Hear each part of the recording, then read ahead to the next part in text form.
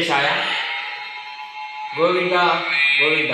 ఈరోజు మనం ఎక్కడ లేమండి, మడస్థిర ప్రాంతంలోని కొత్తపాలెం కొత్త తిరుపతి దేవస్థానం సాక్షాత్తు ఈ యొక్క నమో వెంకటేశ్వర కలియుగదైవం సాక్షాత్ వెంకటేశ్వర స్వామి దేవస్థానంలో ఉన్నాము.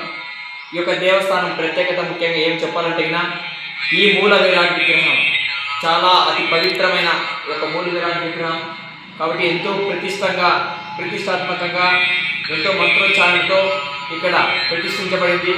ఈ చుట్టుపక్కల వాతావరణం కానీ చాలా చల్లగా ఉంది, ఎంత ప్రశాంతత అంటే అంత ప్రశాంతత దొరుకుతుంది. నిజంగా చూస్తుంటే ఇక్కడే కూర్చుందామా, ఇక్కడే దేవుని స్వరంలో ఉందామా అన్నంత ఫీలింగ్నెస్ కలుగుతుంది. నిజంగా ఈ దేవస్థానం చూస్తున్నా ఎంత ఆహ్లాదకరంగా ఉంది, అంత ఆహ్లాదకరంగా ఉంది. ముఖ్యంగా ఈ మూల విరాట్ సాక్షాత్తు చెప్పాలంటే 10 అడుగుల ఎత్తులో ఉన్నారండి.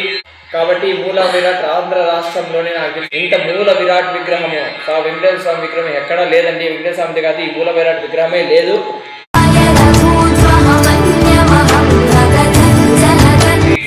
రొల్ల ప్రాంతంలోని కొత్తపాలెం కొత్త వెంకటేశ్వర స్వామి దేవస్థానంలో ఉన్నామండి.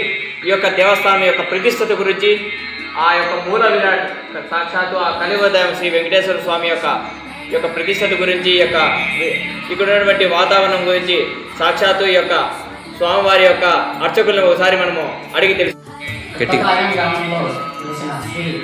శ్రీదేవి గోదాదేవి సమేత శ్రీ వెంకటేశ్వర స్వామి దేవస్థానం శ్రీ గోవిందరావు గారు తన సొంత గ్రామమైనటువంటి కొత్తపాలెం గ్రామంలో నిర్మించాలని సంకల్పించుకొని ఇక్కడ శ్రీదేవిని మరియు గోదాదేవి సమేత శ్రీ వెంకటేశ్వర స్వామి ఆలయాన్ని అద్భుతంగా ఇక్కడ కట్టించడం జరిగినది.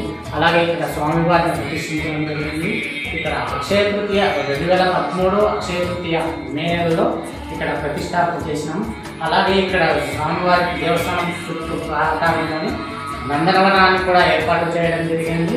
అలాగే నందనవనంలో స్వామివారి చెరుకు చక్రాలను కూడా ప్రతిష్ఠించడం జరిగింది.